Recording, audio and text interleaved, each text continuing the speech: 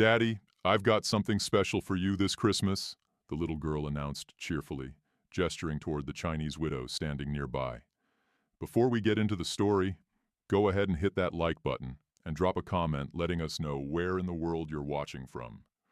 By the time the morning light finally crept over the Colorado foothills, snow had already blanketed everything in sight. It was the deepest part of winter, and the snow wasn't drifting or shifting. It simply lay there, heavy and still, smothering the rooftops, the fence posts, and every stretch of open ground reaching toward the pine trees. The air had that particular sharp bite to it that made every breath feel like swallowing ice. Down below the ridge sat a ranch, modest in size but solid in build, put together from thick-cut pine boards that had already weathered 3 hard winters without giving way. Ethan Cole pushed out through the barn door with a hammer tucked under one arm and a strip of rawhide dangling from his coat pocket. His beard had gone stiff with frost, and with every breath he took, his shoulders rose and fell in a steady rhythm against the cold. He moved at the deliberate, unhurried pace of a man who had learned long ago how to get things done in brutal weather without burning himself out. Ethan had never been one to rush unless something truly dangerous forced his hand. After 2 decades working as a U.S. Marshal, tracking down killers, settling ugly disputes, and carrying around more dark memories than any man should, he had made a conscious choice to live a quieter life, one that called for steady hands and clear thinking, rather than drawn guns. He'd picked this particular stretch of land precisely because it sat well away from saloons, railroad lines, and the kind of trails that outlaws favored. He built the cabin with one purpose in mind: to give his daughter a place to grow up without ever hearing gunshots echo in the distance, or watching men get hauled out of a jailhouse. His whole mission now came down to 2 things: raise Lily in peace, and keep anything violent from ever finding its way back to his door. He made his way to the barn door hinge and looked it over carefully, running his thumb along the crack that last week's windstorm had opened up. The wood had split unevenly right where it met the joint, and every time the door swung open, it let out a long groan in protest. Ethan pressed his thumb into the break, weighing in his mind whether the hinge could survive another season, or whether he'd need to swap out the whole beam. His jaw went tight the way it always did when he was working through a problem quietly and alone. He raised the hammer, drove a nail home, and listened to the way the sound rang out against the boards. Behind him, the cabin door clicked shut softly, but he didn't bother turning around. He knew that sound. It belonged to Lily, and she had her own very particular way of moving through the world. Quick, full of curiosity, always drifting toward whatever had caught her eye. Ethan glanced toward the tree line and spotted her small figure heading down toward the creek again. Her coat was hanging open, and her scarf had already slipped halfway off her shoulder. He let her go, but kept one part of his mind on her at all times. That curiosity of hers was what made her sharp and full of life, but it also meant she had a habit of wandering further than he was comfortable with. She'd lost her mother when she was only 4 years old, and since that day, Ethan had worked twice as hard to make sure her world stayed safe. That meant teaching her to read the land, respect the weather, and never stray beyond where he could see her. Today, she was pushing those boundaries again. He planned to call her back just as soon as he had the hinge sorted. The snow packed and crunched beneath his boots as he moved around the door to test the frame. He ran his palm along the edge, checking for any soft spots or loose fibers in the wood. The cold kept burrowing deeper into his coat, but he pushed through it and kept working. Physical labor had always kept him grounded. As long as his hands had something to do, his mind couldn't wander back to old gunfights or the kinds of mistakes that had followed him all the way out here to the middle of nowhere. When he finally straightened up and looked toward the creek again, his breath caught halfway out of his lungs. Lily was making her way back through the snow, but she wasn't alone. Beside her walked a woman Ethan had never seen before, barefoot, shaking, and looking like she was moments away from collapsing into the snow. Ethan's whole body stiffened. The hammer in his hand dropped lower, though he didn't let it go. His feet shifted apart just slightly. Not a threatening stance, but the stance of a man who was ready for whatever might come next. His instincts kicked in the way they used to whenever he'd ride into an unfamiliar camp, not knowing who inside might be desperate enough to pull a weapon. Lily waved her free hand in the air. "Daddy!" Her voice rang out clear across the quiet land. "I brought you a Christmas present." Ethan's jaw locked. He moved toward them at a slow, deliberate pace, taking in every detail the same way he used to take in a crime scene. The woman walking beside Lily was young, maybe 25, with pale skin that the cold had drained of all color. She was wearing a traditional silk cheongsam, a vivid, striking red that stood out sharply against all that white snow. But the garment was torn along the hem and down one side, leaving the bruising along her ribs exposed. Her long black hair hung loose and tangled around her shoulders. She held her arms folded tightly across her chest, not out of modesty, but simply to hold on to whatever warmth her body still had left. Her bare feet were raw and an angry red, and her legs trembled with every step she managed to take. Everything about the way she held herself told the story of someone running on empty. Her eyes, dark and almond-shaped, tracked Ethan's every movement with the careful alertness of someone ready to bolt the moment he gave her a reason to. Lily held on to her with both hands, tugging gently every few steps to keep her upright. The moment they reached him, Ethan crouched down to Lily's level. "Where did you find her?" His voice was calm, but there was a tightness underneath it. "By the creek," Lily said. "She was so cold she could barely stand up. She didn't even have shoes. She needed help." Ethan rose back to his full height, slow and controlled, and shifted his full attention to the woman. "What's your name?" he asked. She hesitated, as if she was quietly deciding whether answering him was worth the risk. "Milin," she finally said, her voice fragile and worn down. "How long were you out in this weather?" "2 nights," she said. "Maybe longer. I ran when they killed my husband. There were men. They were selling women. I didn't know where else to go." Her eyes fell toward the snow as she said it. Her shoulders pulled inward, and her breathing shuddered with the effort of getting the words out. Ethan absorbed every detail she gave him, the way she swayed on her feet, the ruined red silk, the faint marks around her wrists that suggested she'd been bound at some point. She was telling the truth. That much was clear. What was also clear was that she couldn't survive another minute out in this cold without risking frostbite or something worse. His thoughts moved fast. Was she being hunted? Were the men who had chased her nearby? Was bringing her inside putting Lily at risk? Could he really turn away someone this close to dying? That last question answered itself before he'd even finished asking it. He made his decision the same way he'd always made the hard ones, carefully, with both eyes open and a full understanding of what it might cost him. "Follow me," he said. "The cabin's warm." Milin blinked at him, like she hadn't quite expected those words. Then she gave a single, slow nod.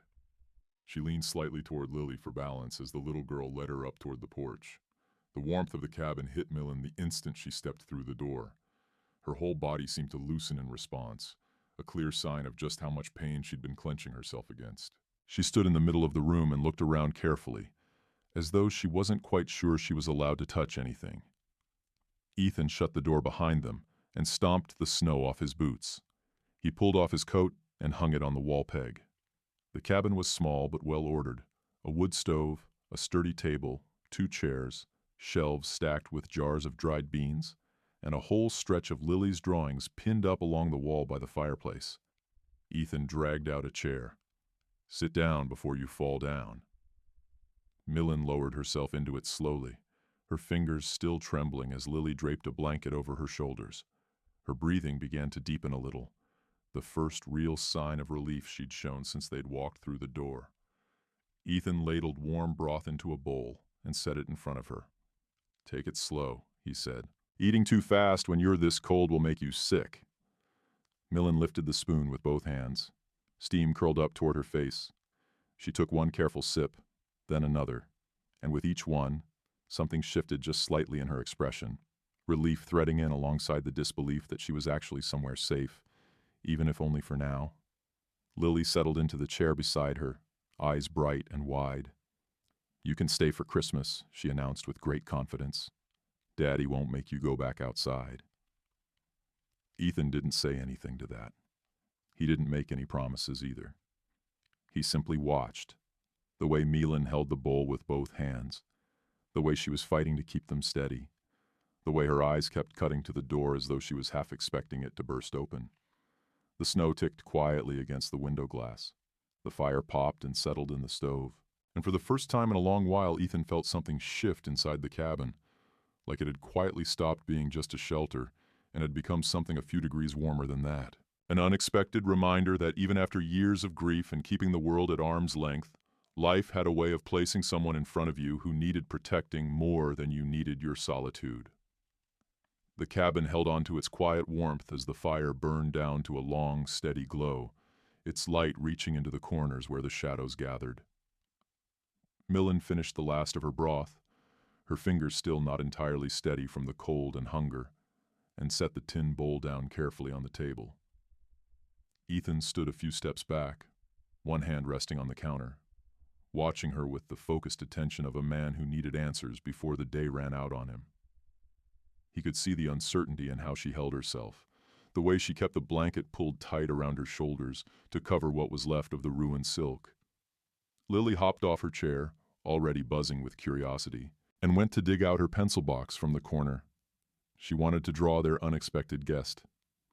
Ethan caught her eye and gave her a look, quiet but clear, that told her to give them some room. Lily settled cross-legged on the rug instead, humming to herself and pretending very hard not to be listening, even though every inch of her small body was tilted toward the table. Ethan pulled out the second chair and sat down in it slowly, the way a man does when he's being careful not to crowd someone who's already been through too much. "You're safe for now," he said, keeping his voice steady and even. "But before dark comes, I need to understand what happened and where you came from. This land looks empty, but it isn't, and danger moves faster than snowfall." Milin's hands tightened on the blanket. Her eyes moved briefly to the stove, as if grounding herself in its warmth before she found the words. "My husband, Chen, and I had a camp near the canyon rim, east of here," she said quietly. "We kept to ourselves and only went near towns when we had to trade. 4 nights ago, a group of men came through. They weren't from around here. They had wagons and rifles. They were after women." Her jaw tightened and she stopped for a moment to get her breath back under control. "They came into our camp before sunrise. Chen fought them. They shot him. I ran into the pines and didn't stop until I reached the creek yesterday morning." Ethan listened without interrupting, his face controlled but watchful. Lily looked up from the floor, her expression going soft with something she didn't have a name for yet. She crawled a little closer and placed one small hand gently on Milin's knee. Milin flinched at the contact before she could help it, then let out a slow breath and gave Lily a small, grateful nod. "How many of them were there?" Ethan asked. 5, Milin said. 1 older man. The rest were younger. They moved like they'd done this kind of thing before. They weren't trying to hide what they were doing. Ethan tapped the table once with 2 fingers. His mind was already running through possibilities. Outlaws, army deserters, men fleeing something worse than themselves. He dealt with every variety of dangerous man during his years carrying a badge. Men like that didn't quit a chase easily. "Did any of them follow you?" he asked, keeping his voice low so Lily wouldn't pick up on the weight sitting behind the question. "I don't know," Milin whispered. "I didn't hear horses after the first mile. I didn't see any tracks behind me, but I wasn't looking back." Ethan leaned back slightly in his chair. Not because he'd relaxed, but because he needed a little space to think without making her feel cornered. He had to figure out how much danger she'd brought to the ranch with her. If the men who had killed her husband were still close enough to be a threat, then everything he decided from this moment on had to start and end with keeping Lily safe. He studied Milin carefully. She wasn't lying. Her face had too many raw edges for that. Fear that hadn't finished settling, grief she hadn't had time or space to feel, and an exhaustion that went deeper than being hungry and cold. She wasn't a danger. She was someone who had survived something that should have killed her, and she was still trying to remember how to breathe. Your feet, Ethan said, shifting focus. The toes are frostbitten. He stood, went to the shelf, and came back with a small tin of salve. Milin looked at it with a trace of confusion. Ethan knelt and set the tin on the floor in front of her. Let me take a look. She hesitated, instinctively pulling her legs back and tucking them beneath the cheongsam. Then Lily leaned forward from her spot on the rug. Daddy helps people, she said, as simply and certainly as if she were stating a fact about the weather. He fixed my hand when I cut it on the fence post. He'll fix yours too. Milin let out a slow breath, and with some effort lowered her feet one at a time onto the small rug. Ethan's jaw tightened slightly when he got a proper look at them. The skin cracked, raw, and badly damaged. He opened the tin and began working the salve in with careful, deliberate strokes. His fingers were still cold from being outside, and when they made contact with her skin, Milin drew in a quiet, sharp breath. Ethan stopped immediately. Too much pain? No, she murmured. It just caught me off guard. He continued with slower movements, his touch steadier this time. He wasn't entirely comfortable with the closeness. His shoulders had gone stiff, his breathing had shortened, but he didn't pull back. He'd treated wounds before, plenty of them. But touching a stranger's bare skin after years of keeping his emotions carefully locked away made something shift inside him in a way he wasn't quite ready to examine. When he finished, he wrapped her feet in strips of clean cloth and pushed himself back to his feet. They'll feel better by morning. Milin gave a single nod, but her eyes stayed on him a little longer than before. She seemed to be taking stock of him, this man who had shown her a kindness she hadn't expected and hadn't entirely known how to receive. There was something complicated in her expression, something that moved between confusion and a heavier kind of recognition. The feeling of being somewhere safe for the first time since before Chen had died. Lily tugged at Milin's hand again, enthusiasm bubbling back to the surface. You have to see my drawings, she insisted. I did one of a horse with really, really long legs. Ethan cleared his throat. Lily, his tone was gentle, but it had a firmness to it. Give her a little time. Lily let out a dramatic sigh and retreated back to her corner. Ethan turned back to Milin. You need rest. We'll figure out the next step once there's better light to figure it out by. A small silence opened up between them. Not uncomfortable exactly, just careful. Then Milin spoke, her voice barely above a whisper. Why did you help me? Ethan didn't answer right away. The truth was, he'd been asking himself the same question since the moment he'd seen her crossing the snow with his daughter's hand in hers. He hadn't wanted trouble. He hadn't wanted strangers showing up. He hadn't wanted anything that might drag the violence he'd spent half his life escaping back to his front door.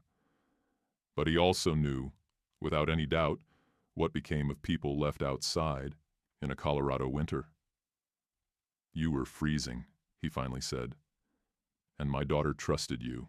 That's reason enough for now. Milin lowered her eyes. A faint tremor moved through her shoulders. Ethan looked away before the moment could grow too heavy between them. He turned to the stove, added a few more logs, and checked the latch on the door. Old instincts stirred, the urge to watch the windows, keep the rifle within reach, and listen carefully for anything that didn't belong in the sound of snow and wind. Outside, the wind leaned against the cabin walls like something trying to find a way in. Inside, the presence of a frightened woman and a hopeful child had changed the texture of the air in ways Ethan didn't yet have words for. The night ahead was going to bring questions he wasn't ready to answer. But for now, the cabin held 3 people instead of 2, and that alone had shifted the world in ways none of them fully understood yet.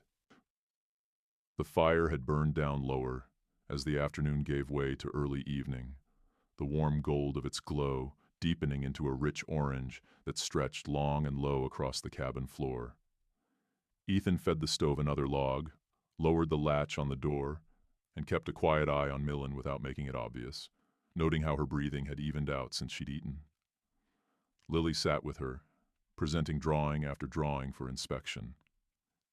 Ethan stepped outside long enough to check the yard. The cold struck him hard the moment he cleared the doorway. A fresh layer of snow had settled over the fence line, the kind that covered tracks quickly and cleanly. He scanned the ridge, the tree line, and the frozen trail snaking down toward the creek. Nothing moved, and yet the alertness in his gut didn't ease. Men who made a business of taking women weren't the type to give up after one failed chase. After one full circuit of the property, he came back inside and pulled the wind shut behind him. Milin was still wrapped in the blanket, sitting with a particular kind of stiffness that Ethan recognized, the stiffness of someone trying hard not to show how much pain they were in. He could see she was still freezing beneath the torn fabric of her dress. He went to the wooden chest near the bed and opened it. Inside were spare work shirts, folded blankets, and 2 dresses that had belonged to Lily's mother. He stood there for a moment, with his hand resting on the fabric, feeling the familiar weight of that, and then chose a soft linen underdress and a woolen layer that would hang loose on Milin, but would do the job. "These should keep you warmer," he said, setting them down beside her. Milin ran her fingers lightly over the fabric. Something in her expression shifted, the wariness giving way just slightly to a quiet, genuine gratitude. "Thank you," she said. "There's a wash basin behind the curtain over there. You can clean up." He glanced at his daughter. "Lily, you stay out until she's done." Lily nodded promptly, looking almost offended that she'd needed to be told. Ethan kept himself busy chopping vegetables for the evening stew while Milin was behind the curtain. He could hear the faint sound of the basin, the quiet rustle of fabric, and the soft hiss of cold water against skin.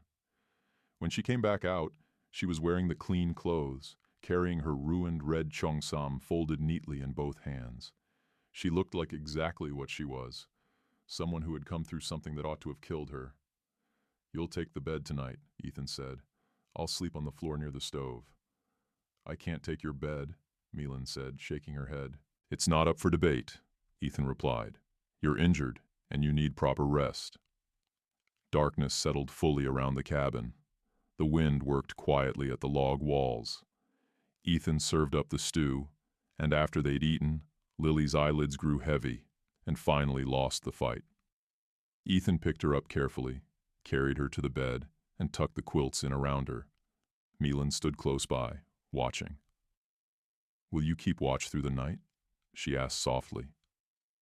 "Yes," he said, without any hesitation. "Why do all of this?" Ethan's gaze moved to the window, where the darkness was covering whatever might or might not be moving across the land outside. "Because my daughter brought you here," he said simply. "And because I'm not the kind of man who leaves someone to freeze when he has the means to stop it." The room quieted around them. Milin lowered her head to the pillow beside Lily. Ethan settled himself on the floor, unhurried and alert. Outside, the snow held all the ridge's secrets close. He stayed awake long after the fire had softened to a low, steady glow. He sat with his back against the wall and the rifle resting beside him, alert without being tense, the way a man gets after enough years of keeping watch. By the time the sky outside had begun to shift into that particular gray that comes just before sunrise, his neck was stiff and aching. But he didn't move until he heard Milin pushing herself slowly upright in the bed.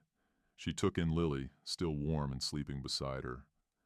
Then she found Ethan sitting by the stove and understood, in an instant, that he had been there the entire night. "You didn't sleep," she said. "Didn't need to," he replied. He got to his feet. "I'm going to check the ridge before the sun gets any higher. Stay inside until I'm back." Outside, Ethan walked the full perimeter of the property. Near the ridge, he crouched and looked more closely at the snow. A single indentation caught his eye, small and subtle, but with edges too clean and precise to have been made by wind or weather. It looked like someone had put a foot there several hours ago. He followed the faint line of it until it disappeared at the tree line. Whoever had made it hadn't come near the house itself, but they had passed close enough to see the smoke rising from the chimney. Ethan carried that information back to the cabin, feeling the weight of it in his chest. Inside, Lily and Milin had started setting the table. Someone crossed the ridge, Ethan said, pulling the door shut behind him. One set of tracks, no horse, no wagon. Just a single person, on foot. Lily's eyes went round. Are they coming here? No sign of that, Ethan said, but whoever it was passed close enough to see this cabin. Milin's hand moved to her throat. Do you think it's one of them? It's possible, Ethan admitted. Could be a hunter. But I've lived through enough raids and ambushes to know better than to assume the charitable explanation. Milin's breath caught. And if they come back, then I'll do whatever needs doing to keep this house safe. Ethan moved to the shelf where he kept a small metal box of old Marshall's tools. He took out a compact spyglass and a folded canvas map of the foothills and spread it across the table. This is the ridgeline, he said. And here's roughly where you came from. The track I found was north of the fence line. Milin leaned over the map and studied it. Then she pointed to a gap where the canyon dipped low between the ridges. They came through there, she said quietly. 2 nights ago, when they found our camp. They moved along the high ground to stay out of the open. Ethan shifted closer to the map. You're certain? Yes, she said softly. Then what I found lines up too well to dismiss. He paused. The man leading them. What did he look like? Milin's expression tightened. Tall, a weathered face. He wore a coat with a black stripe across one arm. The younger men followed him like he was giving orders. Ethan went still. The stripe on the arm, he said slowly. Did he have a scar running across his chin? Milin's eyes widened. Yes. Ethan set his jaw. His name is Barrett. He's a trafficker, used to run with deserter gangs down near the border. Men like him don't come this far north unless something's pushed them here. He paused. He killed Chen, Milin said, barely above a whisper. If Barrett is close, he's not traveling alone, Ethan said. He keeps men around him who work for money and don't trouble themselves with consequences. He might see the smoke from the chimney and decide this place isn't worth the trouble. He paused. Or he might sit back and watch for a while before he makes his move.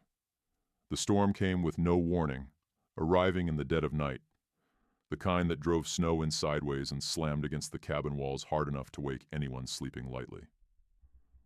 Ethan was on his feet immediately, checking the doorframe for drafts. Wind howled along the ridge. He lit a lantern, and in its light he noticed something he had missed before, a bruise along Milin's upper arm, the distinct shape of fingers pressed hard into skin. Who did that to you? He asked. One of Barrett's men, she said. He grabbed me and tried to drag me toward the wagon. I pulled free before they could get a rope on me. Ethan's grip on the lantern went tight. A man who handles a woman like that doesn't just let her walk away. They keep score of the ones who get loose. I know, she said. There's something I should tell you, Ethan said, his voice level and firm. Barrett wasn't only moving women. He was running information, the kind of intelligence that outlaw leaders will kill to keep quiet. Troop movements, supply routes. Before I retired, I intercepted a communique that named Barrett as one of the carriers. If he lays eyes on me, he'll know exactly who I am. Milin was quiet for a moment. Then, and that puts Lily in danger. Ethan nodded once.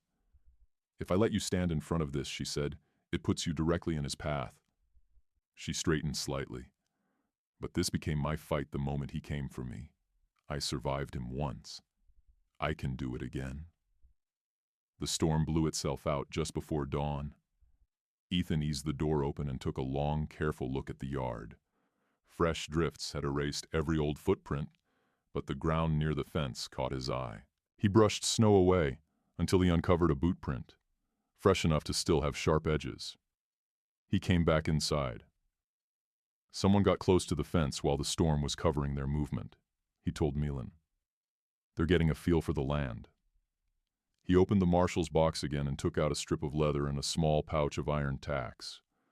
We're going to make the outside look like there's nothing worth coming for in here, he said. But if they do come, we need to be ready. He handed Milin his second rifle, a lever action with a good record. Can you shoot? Yes, she said. Chen taught me. Then you stay close and you tell me immediately if anything looks wrong. They spent the rest of the day getting ready. Ethan walked Milin through how to release the rope that secured the door beam. Lily pitched in, gathering kindling and carrying it inside, sensing the tension in the air but staying calm. Anchored, Ethan noticed, by Milin's steady, quiet presence. By late afternoon, the sky had turned a pale, unsettling yellow. Ethan put the spyglass to the ridge. 4 men, he said quietly. They're closer than before. Milin moved to stand beside him at the window. Barrett's men? 2 of them match what you described. The other 2 are new faces. Night came on fully. Ethan put out every lantern except the one by the stove. He stood at the window with the rifle in his hands, listening. It came suddenly, just as he'd known it would. A faint metallic clink from the direction of the fence. There, he said quietly. Milin moved without hesitating, guiding Lily quickly to the hiding spot behind the woodbox. Stay low, she whispered. Don't make a sound.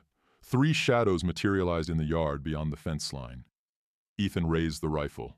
The tallest of the 3 stepped forward, holding a lantern high, a coat with a black stripe across the arm. Barrett.